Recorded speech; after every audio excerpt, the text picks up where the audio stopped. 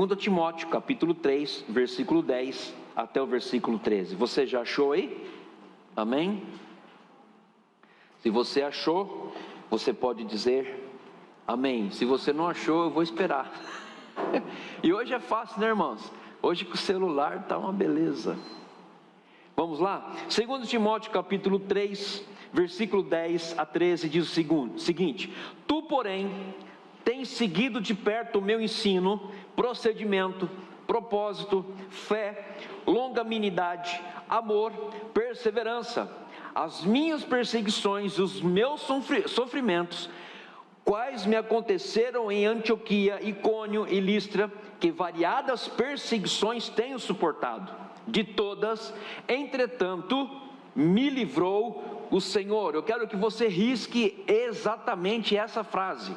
De todas, entretanto, me livrou o Senhor. Ora, todos quantos querem viver piedosamente em Cristo Jesus serão perseguidos, mas os homens perversos e impostores irão de mal a pior, enganando e sendo enganados. Que palavra maravilhosa que Paulo deixou escrito aqui para Timóteo. Timóteo escreveu essas palavras para nós. De todas, entretanto, me livrou o Senhor. Eu quero trazer um tema para você nessa noite, que é o seguinte: como enfrentar as adversidades e ser vitorioso.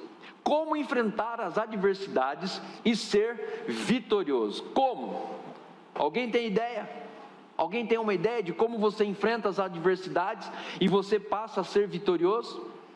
E é o que nós vamos aprender aqui nessa noite com as Escrituras Sagradas. Eu peço que você continue aberto, que nós vamos estudar e meditar em 2 Timóteo capítulo 3 inteiro. Então, se você tem uma Bíblia escrita, abra. Pegue uma caneta para que você possa rabiscar, para que você possa incluir algumas coisas aí importantes. Antes de nós iniciarmos a ministração da palavra do Senhor, eu gostaria de convidar você a orar juntamente comigo. Podemos fazer isso? Vamos orar? Pai, nós acabamos de abrir a Tua palavra, e que privilégio nós temos de abrir a Tua palavra. Abrimos a Tua palavra e temos a liberdade de lê-la, de aplicar as verdades contidas nela todos os dias. Senhor, neste momento em que nós vamos meditar na Tua palavra, pedimos que o Senhor venha abrir o nosso entendimento, que o Senhor venha abrir o nosso coração para receber a Tua palavra, para que através, ó Deus, da Tua palavra recebida em nosso coração, ela possa se fundamentar, fortalecer e aperfeiçoar a nossa vida em Cristo Jesus. A Tua palavra diz que ela não volta para o Senhor vazia, e eu sei que o Senhor vai fazer algo maravilhoso aqui nesta noite, e também fará em cada pessoa que está nos assistindo, em nome do Senhor Jesus. Nós cremos nisso. Fala conosco, Senhor, em nome de Jesus. Amém e amém. Eu quero passar para você o seguinte: Paulo estava indo para o martírio, ele estava esperando o martírio. E nessa época em que ele estava esperando o martírio, a perseguição da igreja, ela começou a aflorar e ficar cada vez mais, como que eu posso dizer, acesa. Ela ficou muito mais viva do que ela estava antes. Então, olha só que coisa interessante, eu estou falando de perseguições.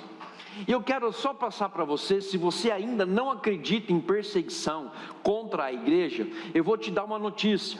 Não vou citar nomes para que o YouTube não derrube o nosso canal, mas essa semana foi assinado aí uma coisa aí que foi colocado, que não pode mais evangelizar indígenas. Não se pode falar mais de Jesus para os índios, porque eles querem preservar a cultura e a crença daqueles indígenas. A pergunta que eu faço para você: nós estamos sendo perseguidos ou não? O que vocês acham?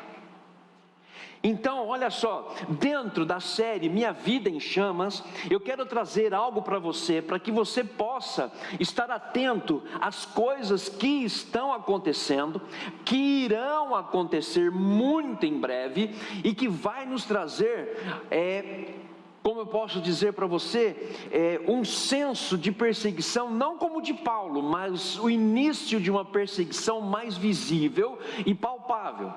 Então olha só, Paulo, ele estava ali na prisão, estava esperando o martírio, e a perseguição da igreja começou a estar cada vez mais viva e acesa. E Paulo já estava querendo passar o bastão para Timóteo, Paulo já estava querendo passar para ele, para que ele pudesse continuar fazer com que o evangelho fosse expandido em toda aquela região. Mas uma das coisas é que Paulo, ele nunca transfere algo sem antes dar recomendações.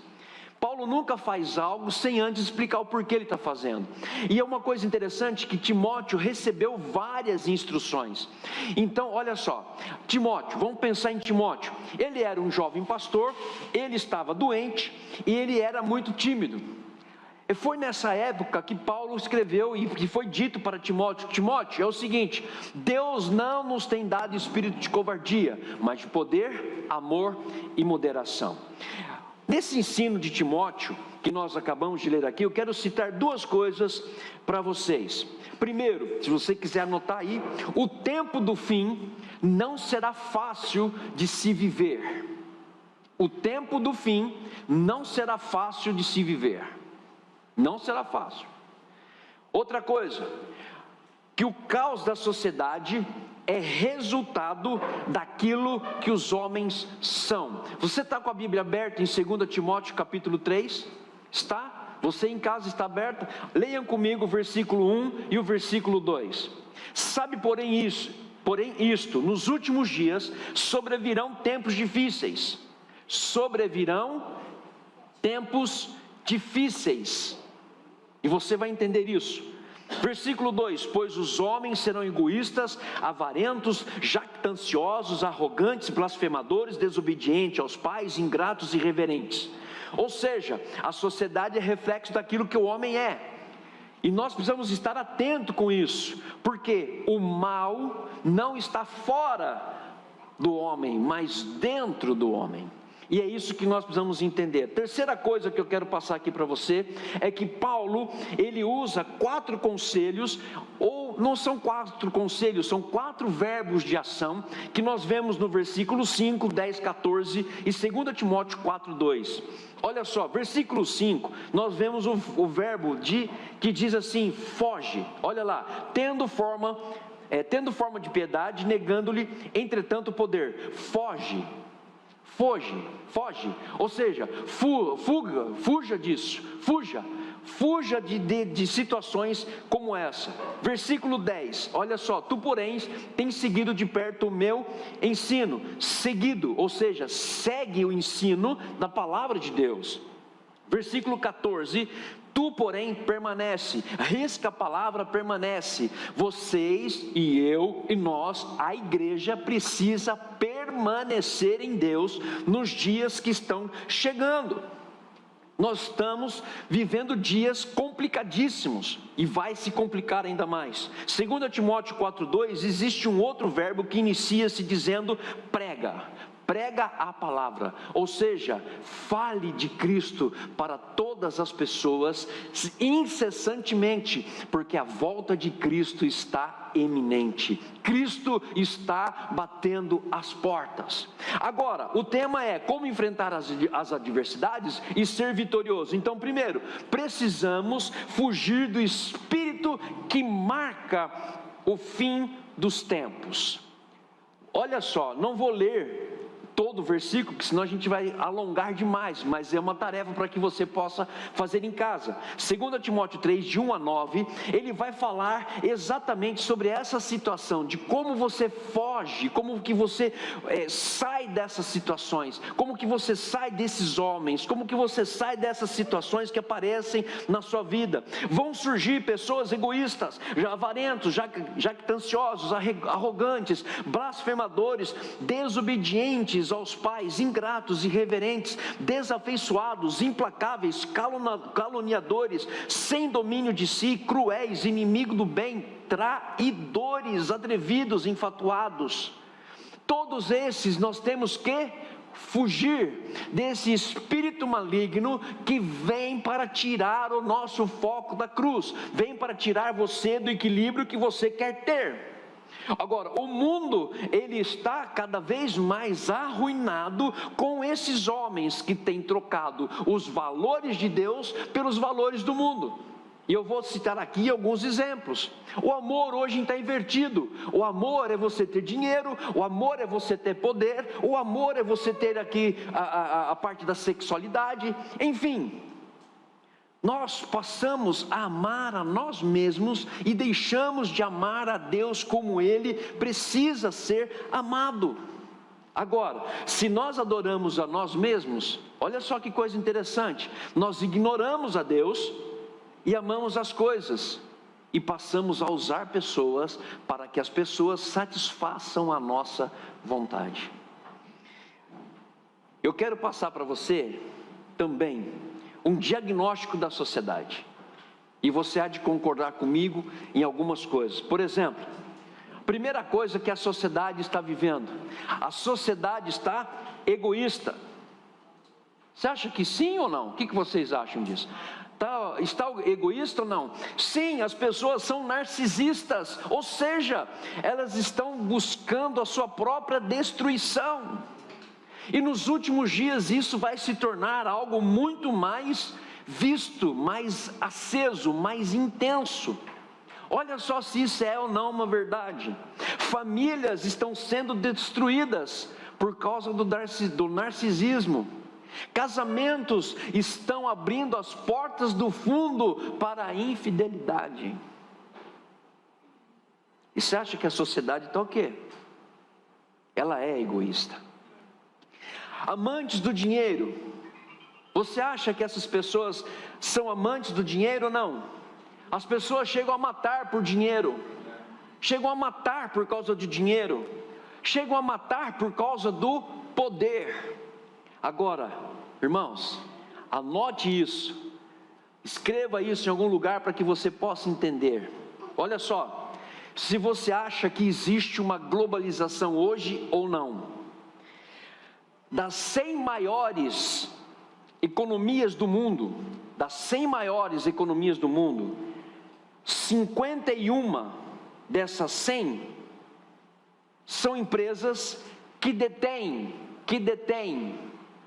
um pouco mais do que 51% de todas as riquezas do mundo. De 100 empresas, 51 empresas, elas detêm 50 ou mais por cento de toda a riqueza do mundo, ou seja, estão nas mãos dessas empresas. Ah, pastor, mas como assim? Então vamos lá. A General Motors do Brasil é mais rica que a Dinamarca.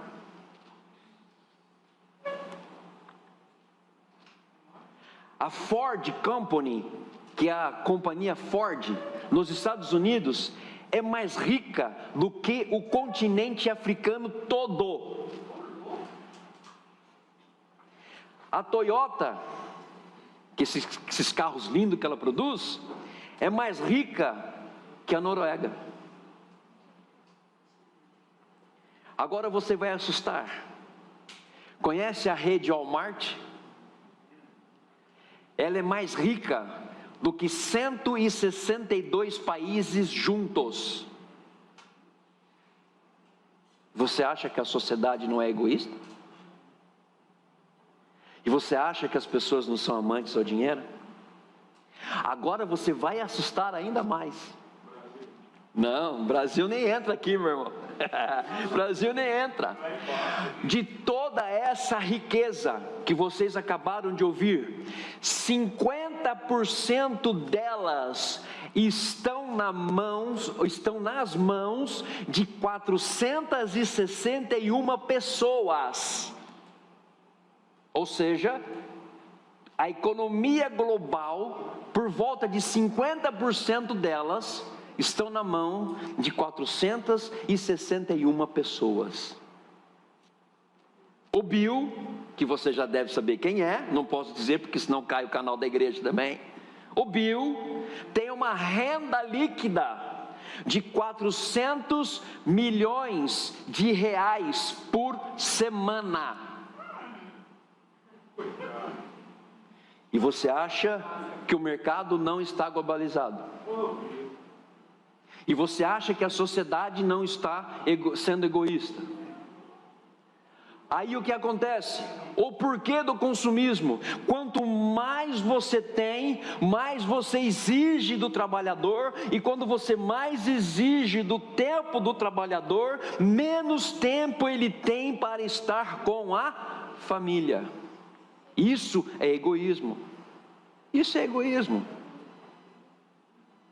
Queridos, é assustador? É assustador. Porque a ideia da sociedade é que você consuma mais e se relacione menos. O que era luxo no passado é necessidade hoje. Você pode ter certeza disso. Agora, para quem tem filho, escute aí.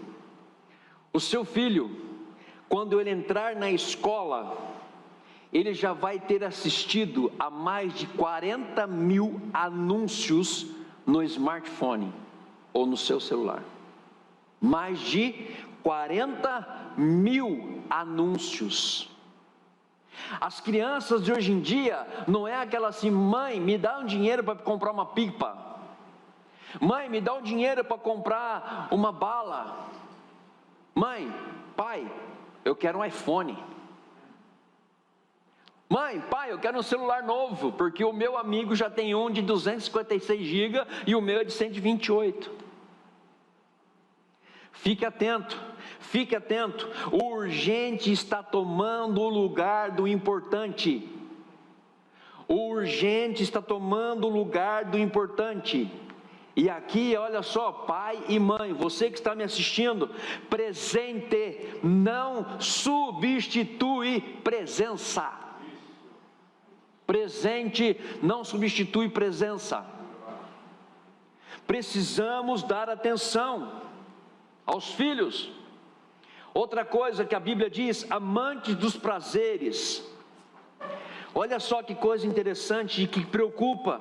As crianças passam em média mais de 25 horas diante de televisão e diante de celular, assistindo TikTok, Netflix e outras coisas mais.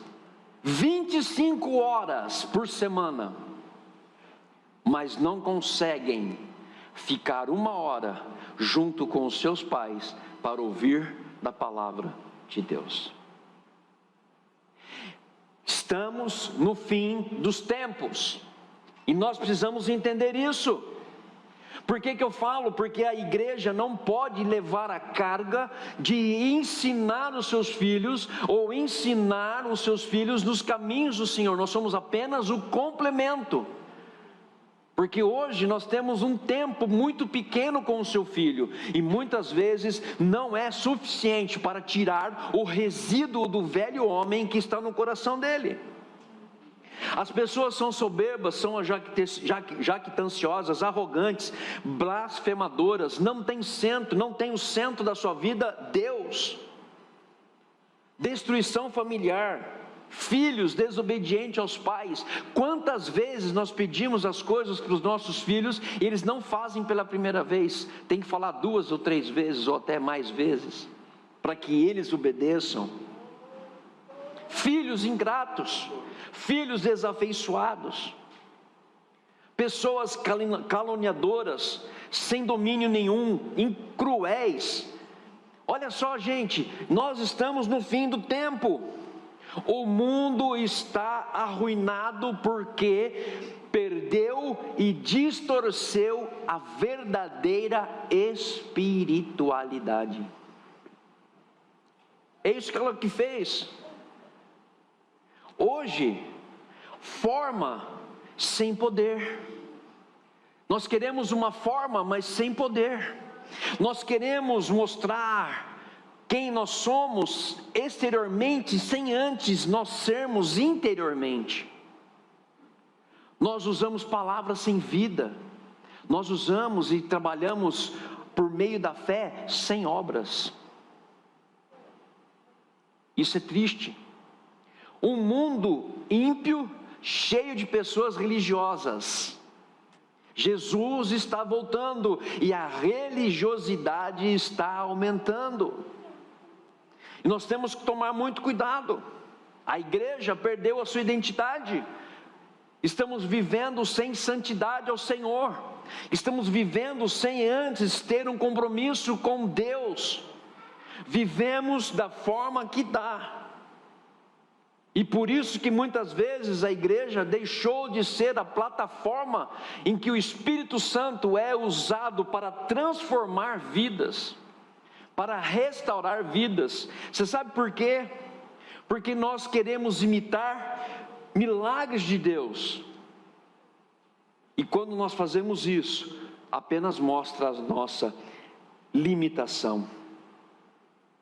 Queridos, não estou dizendo que você não possa ter isso na sua igreja. Você pode ter luz, você pode ter o que for dentro da sua igreja, você pode, mas não pode ter performance. Não, hoje o culto foi bom porque, nossa, o cara da guitarra estava 10. O cara do teclado hoje estava virado no giraia. Foi uma bênção o culto. Nós não podemos ter performance, porque aí não tem a forma de Deus dentro da pessoa. Não é errado você ter luz, não é errado você ter data show, não é errado você ter as coisas, não é errado. Mas quando você usa isso como performance, para medir como está a tua igreja, perdemos isso. E eu quero que você agora, diante de tudo isso que eu disse, escreva essa frase aí em qualquer lugar. Há uma orquestração dos infernos contra a família de Deus. Existe uma orquestração, gente. Só não vê quem não quer. Aí eu pergunto, para você pai, para você mãe, como vai ser no futuro a liderança da tua igreja? Porque hoje você está aqui e eu estou aqui. Amanhã serão os nossos filhos. E como é que eles vão estar liderando a igreja do Senhor? E você vai entender exatamente isso. O porquê que Paulo escreveu isso para Timóteo.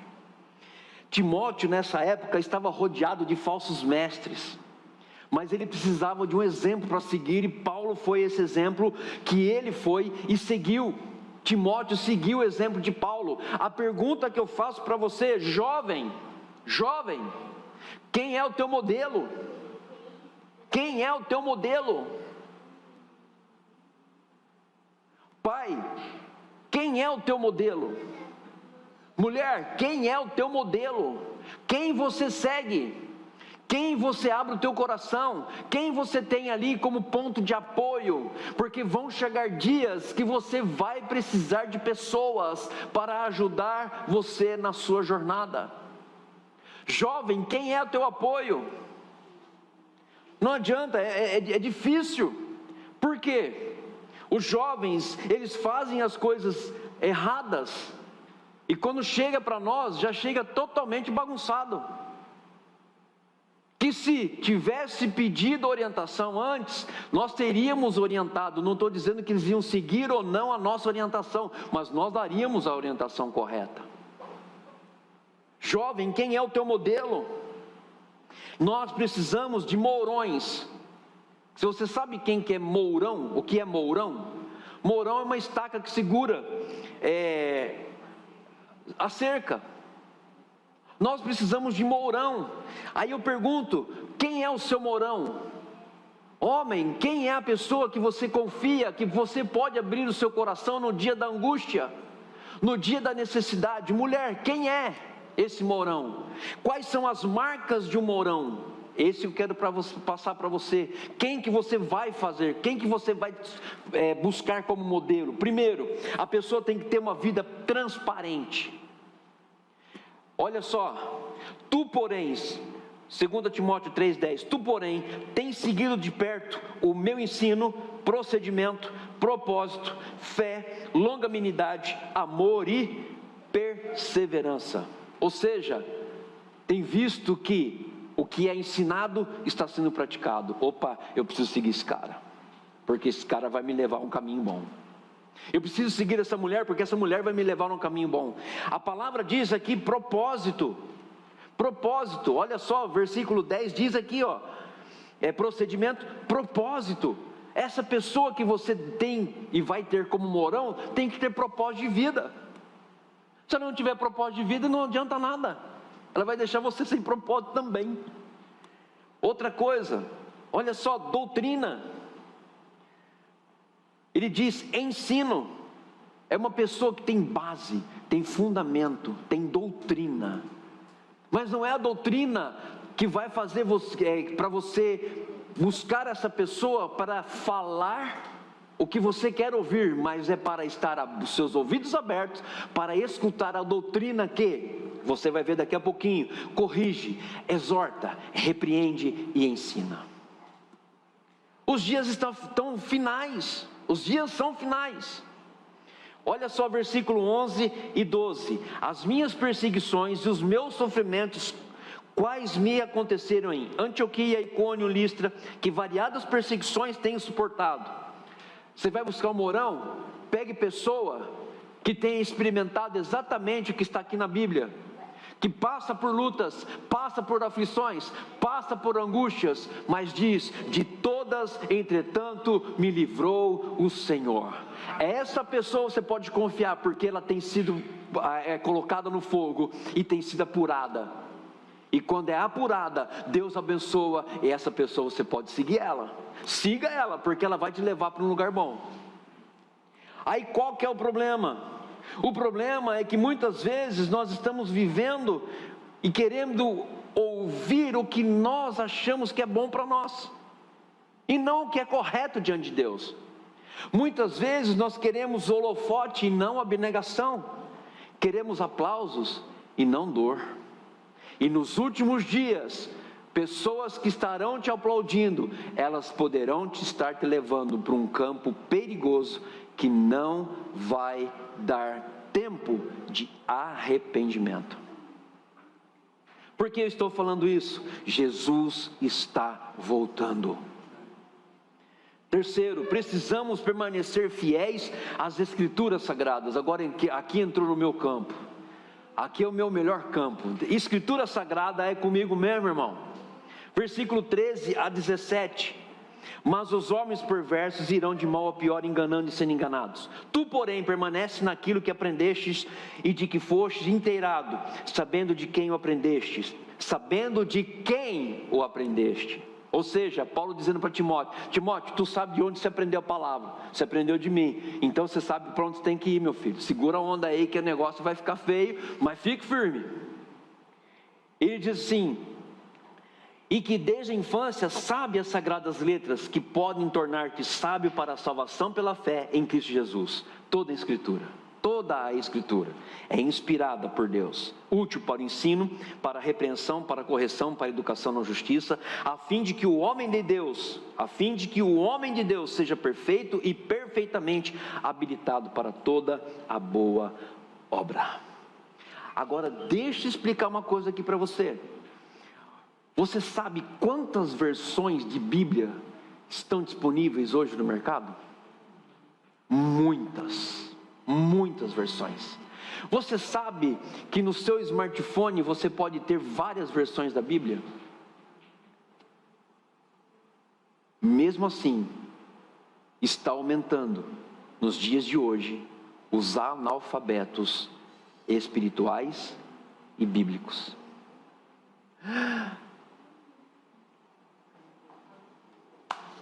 Jesus, se está tendo disposição, como é que está aumentando?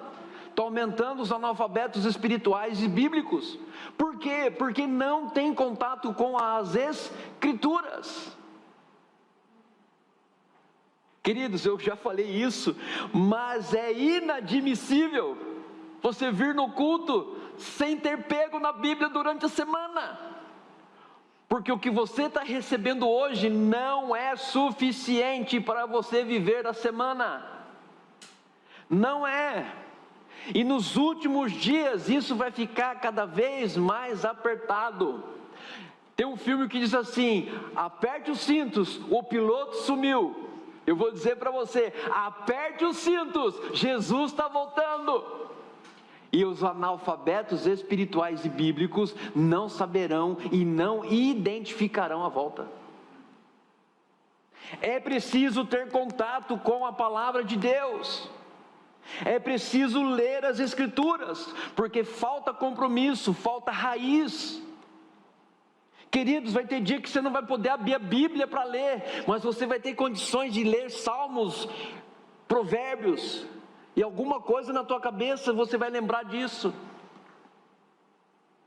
Por que eu falo isso? Olha só, gente, a instabilidade dos impostores e a firmeza dos que permanecem na palavra. Versículo 13 e 14, nós já lemos: homens perversos irão de mal a pior, de mal a pior.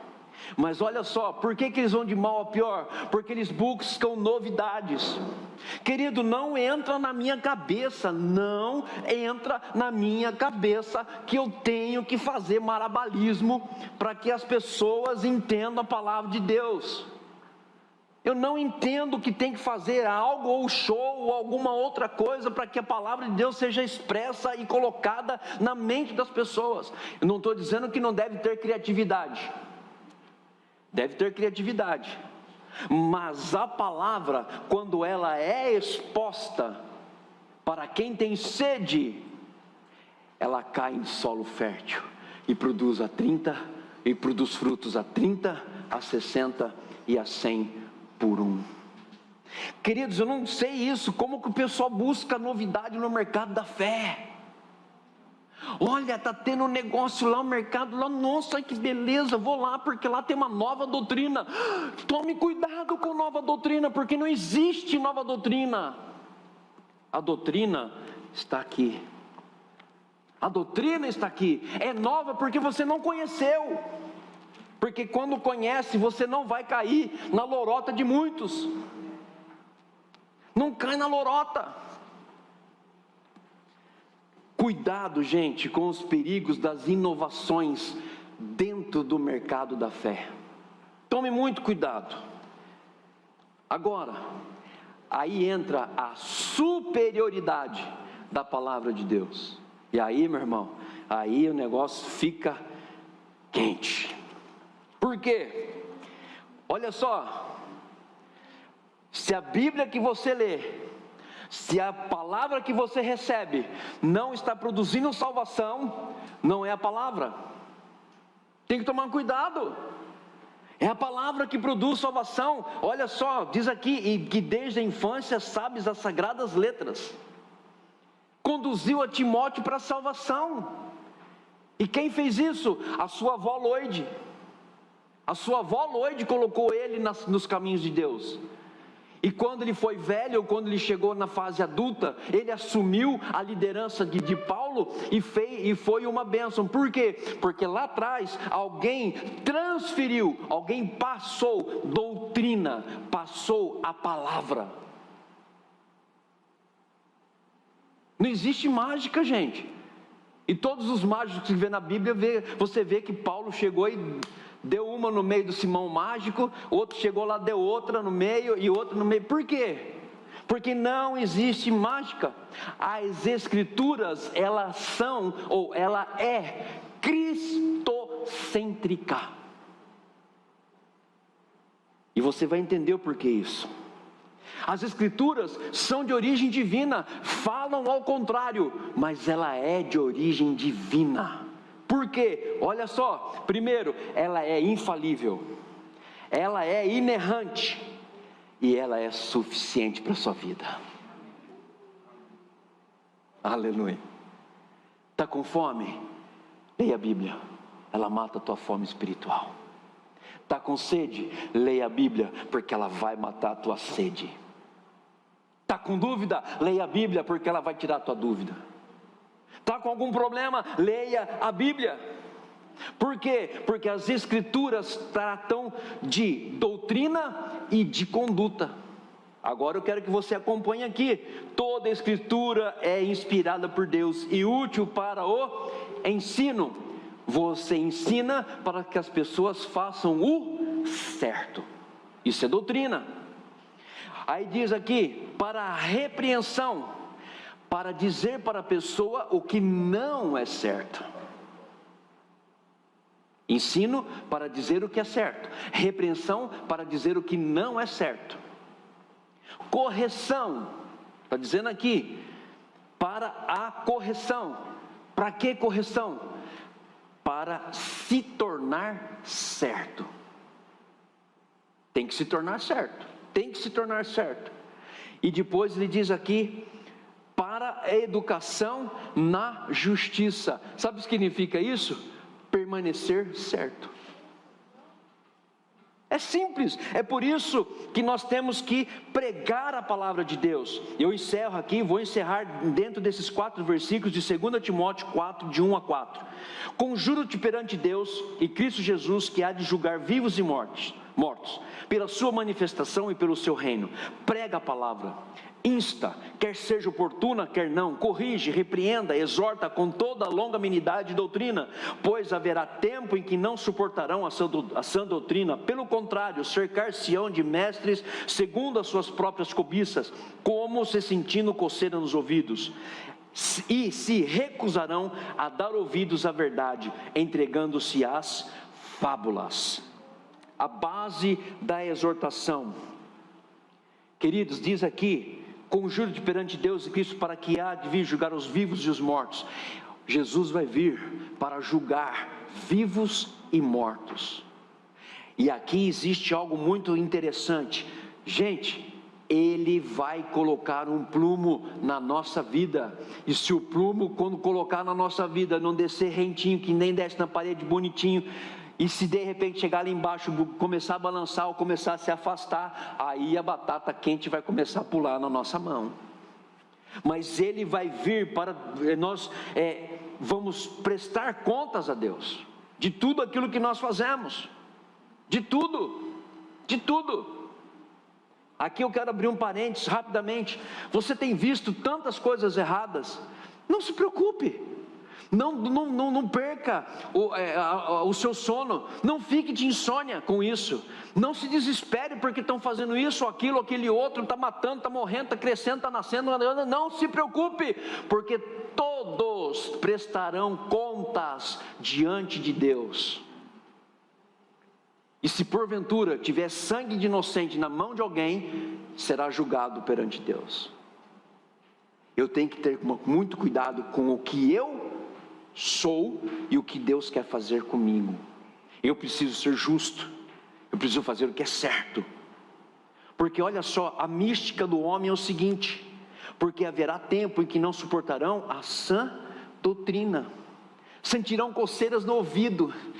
Ei, para com isso, cara, você é um cara chato, não sei o que, para de ficar falando de Jesus, isso aí não leva a lugar nenhum. Agora escuta essa frase aqui, que eu gosto muito dela. Existe morte na panela. Lembra de Eliseu? É Eliseu? Me corrijam aí, é Eliseu, né? Quando estava acontecendo a morte na panela lá, que não tinha nada de comida para a viúva, é isso? É Eliseu ou Elias? Não lembro agora. Mas um desses profetas, havia morte naquela panela. Sabe o porquê a morte parou? Porque foi dito a palavra de Deus. A farinha na panela é o que repreende a morte. Então quero dizer uma coisa para você: a morte na panela, e só a farinha da palavra de Deus pode tirar a morte de dentro dessa panela. Então, povo de Deus, essa pregação é para hoje. Tire da sua vida o que não presta e encha-se da palavra de Deus que presta. Encha a sua vida com isso. E nós temos que pregar. Essa pregação, ela é contextual, sim, porque ela corrige, repreende e exorta. Ela é paciente, não sei se vai dar resultado agora ou não, mas temos que ter a longanimidade de Deus, crendo que vai. E essa pregação, ela é fiel, porque tem doutrina baseada nela. Ela está baseada na palavra de Deus. E é por isso que aconteceu algumas coisas comigo muito interessantes, porque Deus colocou no meu coração exatamente isso. Meu filho, como que você quer ser cheio do Espírito Santo, se você não tem contato com a minha palavra? Como que você quer ser usado pelo Espírito Santo, se você não sabe nem quem Ele é? Como que você quer receber os dons, se você não sabe nem quem são os dons, e quais são os dons? Antes de ser cheio do Espírito Santo e das suas manifestações, você, meu filho, precisa ser cheio da palavra de Deus, porque quando você é cheio da palavra de Deus, as manifestações ocorrerão como resultado da transformação, da restauração e da renovação da palavra de Deus, que ela estará realizando algo em seu coração. Nós precisamos disso. Mas está dentro da minha série em chamas. Nós queremos ser cheios do Espírito Santo. Qual é o contato da palavra de Deus que nós temos, irmãos? Qual é o contato? Não adianta nós chegarmos, eu sou cheio do Espírito Santo, glória a Deus, aleluia, que culto abençoado, foi um culto cheio do poder de Deus, mas na primeira saída, ou quando você acordar no dia seguinte, acabou o poder, acabou a experiência, acabou as manifestações. E a Bíblia diz ao contrário. A Bíblia diz que tudo vai acompanhar aquele que crê. E eu creio na palavra de Deus. Se eu creio, eu vou viver fé. Se eu creio, eu vou ver sobrenatural. Se eu leio a palavra de Deus, eu vou ver milagres. Se eu leio a palavra de Deus, as coisas que eu vou fazer, ou que nós vamos fazer, vai produzir frutos. A grande questão aqui, eu encerro aqui exatamente com esse pensamento. Qual é o tempo que você tem dado na palavra de Deus? E muitas vezes nós estamos buscando muito mais as coisas que o mundo oferece do que aquilo que a palavra de Deus oferece. Precisamos mudar essa história. Você sabe por quê? Como é que nós vamos ser vencedor diante das adversidades, se nós não temos conhecimento da palavra de Deus? Como? Porque um dia, não vai ter isso aqui não. Isso aqui vai acabar, isso aqui vai ser colocado aqui, ó. E aonde você vai? E aí, nós vamos falar o que, gente? Ou vamos falar, nossa, poxa, o jogo hoje foi bom pra caramba, é verdade. Nossa, sabe aquele game lá que eu queria? Nossa, aquele game é maravilhoso. Joguei umas 4 horas aquele game. Haverá dias, e chegarão os dias, que a palavra não vai poder ser aberta. E aí, o que você vai fazer? O que eu vou fazer? Então, tenha contato com a palavra de Deus. Tenha contato com as coisas que Deus quer para a sua vida.